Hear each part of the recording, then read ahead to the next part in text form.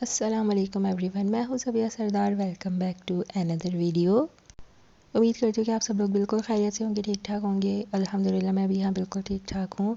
Vlog start हो रहा है फ्राइडे मॉर्निंग से और इस वक्त बज रहे हैं तकरीबन 10। नाश्ता वगैरह करने के बाद, सारे काम करने के बाद मैं आ गई थी अपने रूम में। आज मुझे अपनी अलमारी सेट करनी थी जो कि बिल्कुल कबाड़ खाना बनी हुई थी। जो चीज़ मुझे मिलती थी बस मैंने ऐसे ही इसके अंदर ठूसी हुई थी।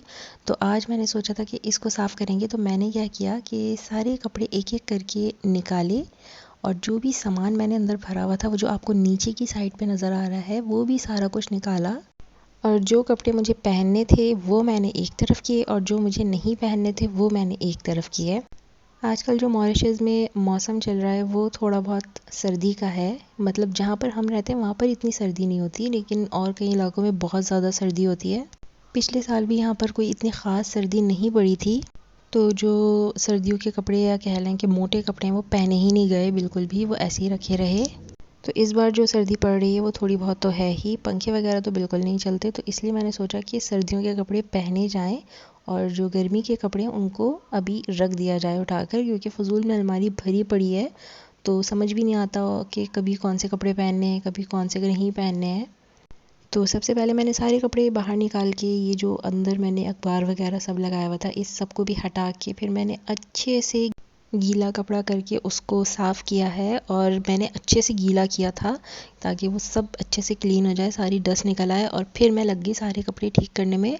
तो जितनी देर में मैंने कपड़े सारे ठीक किए थे उतनी देर में वो सारा कुछ सूख गया था। अच्छा, चाहे कुछ भी हो, मैंने कपड़े अगर प्रेस करके नहीं भी रखने और प्रेस करके रखने भी हैं तब भी मैं हैंग ही करके रखती हूँ। मुझे इसी तरह से ही पसंद है, शादी से पहले भी मैं इसी तरह ही रखती थी। ऐसे जो है ना, अलमारी बड़ी सिमटी सिमटी सी लगती है और पता चल जाता है कौन से कपड़े आपने पहनने हैं और कौन से नहीं पहनने हैं। समझ भी आ रहा होता है कि हाँ जी अब ये वाला पहने। अगर आप तय करके लगाए ना तो एक खींचो तो 10 आपके ऊपर गिर जाते हैं, तो ये वाला सिस्टम मुझे अच्छा नहीं लगता। तो शुरू से ही मैं ऐसे रखती हूँ और यहाँ पर भी मैंने ऐसे ही रखा है। और इसी तरह एक एक करके मैंने सारे कपड़े अपने हैंग करके यहाँ पर लगा दिए हैं। अब सारी चीज़ें बिल्कुल सेट हो चुकी हैं। अब जो कपड़े मुझे पहनने थे वो मैंने हैंग कर दिए और जो बाकी के मुझे नहीं पहनने अभी, वो सब नीचे बैग में डाल के रख दिए हैं ताकि जब उनकी ज़रूरत होगी तो फिर मैं निकाल के उनको हैंग कर दूँगी और जो नहीं पहनने वापस उनको उसमें डाल दूँगी। तो इस तरह यहाँ पर ये सेटिंग हो चुकी है। अब जो दूसरा बड़ा टास्क था आज का वो ये था, ये ड्रॉअर मेरे बच्चे ने पूरी ऊपर से नीचे इधर उधर कर दी। हर चीज़ निकाल के वो चेक करते हैं इसके अंदर क्या है क्या नहीं है। तो सारी चीज़ें इधर उधर हो चुकी हैं, जब मुझे चाहिए होती हैं तो वो मुझे मिल रही नहीं होती, मुझे पूरी ड्रॉ को निकालना पड़ता है। तो आज मैंने सोचा कि इसको सारा ही निकाल कर फिर से सेट किया जाए और जो भी फालतू का सामान है वो मैं जो यूज़ नहीं करती उसको डिस्कार्ड कर दिया जाए। तो फिर ये है कि मुझे चीज़ें आसानी से मिल जाएंगी।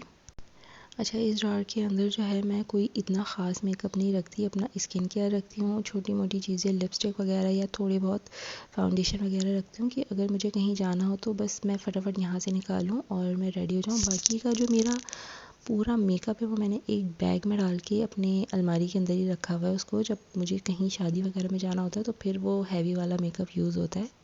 तो इस वक्त जो है मेरी सारी स्किन केयर भी इधर से उधर हुई हुई थी, आप देख ही सकते हैं। हर चीज़ उसने चेक करी है निकाल के कि क्या क्या है, और वो खेलता है इन चीज़ों को, वो जो है तोड़ता फोड़ता नहीं है, बस वो चेक करता है और खेलता रहता है उनके साथ। और मैं क्या करती हूँ, जो हेयर क्लिप्स होते हैं ना, इस तरह के एक बॉक्स में डाल के रख देती हूँ ताकि जब भी चाहिए आसानी से मिल जाए। अगर मैं इस तरह छोड़ दूँगी ना, कोई इधर पड़ा होगा कोई इधर पड़ा होगा और इसी तरह पड़े पड़े वो टूट भी जाते हैं। तो इस तरह बॉक्स में डाल के रख दें तो ये बहुत आसानी रहती है। दूसरा ये जो ये मॉइस्चराइज़र है ना, इसका तो रिव्यू मैं ज़रूर इंशाल्लाह आपके साथ शेयर करूँगी अपने इंस्टाग्राम पर, तो आप ज़रूर जाकर देखिएगा। ये मैं काफ़ी टाइम से यूज़ कर रही हूँ तो मुझे पता चला है इसकी क्या हालात हैं। और अगर आपके पास ये टूल है तो आपकी ज़िंदगी आसान है। ये इतना इतना मज़ेदार टूल है ना, जिन जो निकम्मे हैं ना बिल्कुल मेरी तरह, उनके लिए तो ये बिल्कुल ख़ास है। मैंने बहुत कोशिश की सीखने की थ्रेड के साथ, लेकिन मुझसे नहीं हुआ, तो फिर ये वाली मशीन मुझे बाय करनी पड़ी। और बस यहाँ पर अल्हम्दुलिल्लाह मेरा काफ़ी हद तक काम सेट हो चुका है। एक पूरे बॉक्स में मैंने सारी लिपस्टिक जमा करके रख दी थी जो इधर उधर पड़ी थी, और एक बॉक्स मेरा स्किन केयर का है। तो ये मैं बिल्कुल आगे की तरफ रखती हूँ ताकि जब भी मुझे स्किन केयर करनी हो तो मैं निकालूँ और फटाफट से हो जाए। और पीछे की तरफ जो है मैं फाउंडेशन वगैरह और ब्लश वगैरह रखती हूँ ताकि वो कभी कहीं जाना हो तो फिर वो पीछे से निकाल लें। और बस यहाँ पर मेरा ये वाला काम भी अल्हम्दुलिल्लाह कंप्लीट हो चुका है, सारी चीज़ें सेट हो चुकी हैं। अब मैं इसको वापस लगा दूँगी और अगर ये वापस बिखरेगी तो मैं इसको वापस दोबारा ठीक कर दूँगी। तकरीबन ये काम करते करते मुझे 2 घंटे लग गए थे। तो अब जो है नमाज़ का भी टाइम हो रहा था क्योंकि आज जुम्मा था। तो मैं फ़्रेश हो गई और मैंने चेंज वेंज किया और ये मैंने आज कपड़े पहने थे फ्राइडे के दिन। तो और बस फिर मैंने उसके बाद सबसे पहले नमाज़ पढ़ ली, अच्छे से तस्बीह वगैरह पढ़ ली और फिर मैं खाना पकाने के लिए गई थी। खाना पकाना आज बहुत देर से हो गया था, तो दोपहर का खाना भी हम लोगों ने देर से ही खाया था। तो आज मैंने बनाई थी बीफ बिरयानी। इससे पहले भी मैंने आप लोगों के साथ बीफ बिरयानी की रेसिपी शेयर की है, तो ज़रूर जाकर आप देखिएगा मेरी वो बीफ बिरयानी। तो यहाँ पर बिरयानी पकाने से पहले मैंने सबसे पहले आलू जो है उबलने के लिए रख दिए थे कलर डाल के, ताकि वो अच्छे से कलर वाले हो जाएं। और फिर यहाँ पर मैंने चावल का पानी रख दिया था। इसके अंदर मैंने खड़े मसाले सारे डाल दिए थे, सारे मुराद दालचीनी, ज़ीरा, लौंग वगैरह, इलायची वगैरह डाल के इसको मैंने उबलने के लिए रख दिया था। और साथ में यहाँ पर हमारे आलू भी बॉयल हो रहे हैं।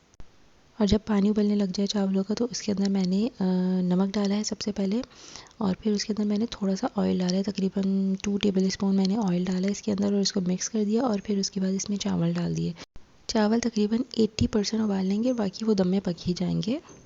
अच्छा, यहाँ पर मैंने गोश्त को पहले ही गला लिया था। इवन नमाज़ पढ़ने से पहले ही उसको मैंने गलने के लिए रख दिया था प्रेशर में, तो वो जो है तकरीबन गल चुका है। लेकिन यहाँ का गोश्त बहुत ही ढीला है, इतनी आराम से नहीं गलता, इसको गलाने के लिए बहुत मेहनत करनी पड़ती है। और बस फिर मैंने थोड़ी प्याज फ्राई की, उसमें गोश्त को डाल के और अदरक लहसुन डाल के मैंने उसको फ्राई कर लिया। और यहाँ पर मैंने अहमद फूड्स का ये वाला बिरयानी मसाला डाला है, पूरा पैकेट ही मैंने डाल दिया था क्योंकि मैंने चटपटी बिरयानी पकाई थी। और बस एक ही हरी मिर्च मैंने डाली है। और फिर उसके बाद जब मसाला अच्छे से भुन गया, तो फिर उसके अंदर मैंने दही डाला है और दही मिक्स वेक्स करने के बाद इसके अंदर मैंने टमाटर डाल दिए और बस इसको बस 5 मिनट तक भूनना है हल्का फुल्का। लेकिन मैंने इसके अंदर ना 1 पैकेट मसाला डालने के बाद इसके अंदर 1.5 टीस्पून मैंने लाल मिर्ची भी डाली थी, ताकि और मज़ीद चटपटी हो जाए, और थोड़ा सा नमक ऐड किया था। और यहाँ पर हमारा कोरमा हो चुका है बिल्कुल रेडी। और अब लगाएंगे हम लोग तय। तो तय लगाने के लिए यहाँ पर मैंने एक डेचकी ली है या पतीली, जो भी आप बोलते हैं। तो उसके अंदर मैंने थोड़ा सा ऑयल डाला है और इसको पूरा पतीली में फैला दिया था। और फिर उसके बाद चावल की एक पूरी लेयर मैंने डाल दी है। चावल की लेयर डालने के बाद उसको भी मैंने अच्छे से फैला दिया था पूरी पतीली में। और फिर जितना भी कोरमा मैंने बनाया था, तो वो सारा मैंने एक साथ डाल दिया। मैंने सिर्फ 3 लेयर लगाई थी, पहले चावल, फिर कोरमा और फिर चावल। तो यहाँ पर मैंने सारा कोरमा डाल दिया और उसको भी मैंने पूरी जगह पे फैला दिया है अच्छे से। और लास्ट लेयर हमारी लगी है अगेन चावल की। तो चावल डाल के फिर मैंने इसको भी अच्छे से फैला दिया है। और फिर यहाँ पर मैंने डाला है फूड कलर। आप जो भी डालते हैं वो डालें, मैं मुझे तो ऑरेंज ही पसंद है। हम लोग शुरू से कराची में भी ऑरेंज ही डालते थे, तो यही अच्छा लगता है। मैंने बहुत सी वीडियो में देखा है बहुत सारे लोग ग्रीन और रेड भी डालते हैं, तो वो बहुत कलरफुल सी बिरयानी हो जाती है। मुझे ऐसा लगता है कि वो जर्दा बन गया है।